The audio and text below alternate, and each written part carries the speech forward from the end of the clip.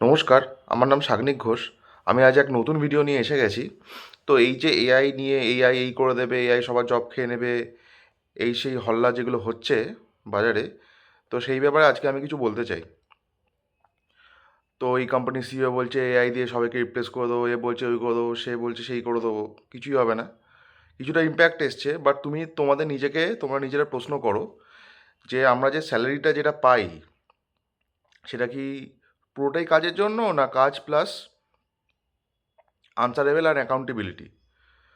তো এটা যদি আমরা দেখতে পারি যে আমরা মেনলি যে স্যালারিটা পেয়ে থাকি সেটা কাজ তো ঠিক আছে, তার সাথে হায়ার ম্যানেজমেন্ট আমাদের আনসারেবেল বা আমাদের থেকে প্রশ্ন করবে যদি ইফ এনিথিং গোজ রং, তার জন্য আমরা স্যালারিটা পেয়ে থাকি।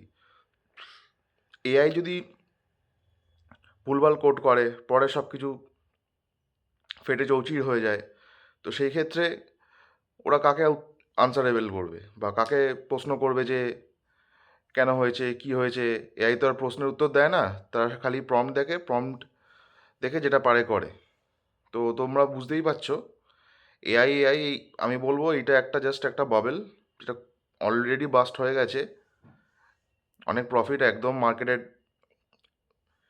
বলতে পারো রিকভার হয়নি, যেসব প্রফিট ওরা আশা করেছিল রিকভার করবে।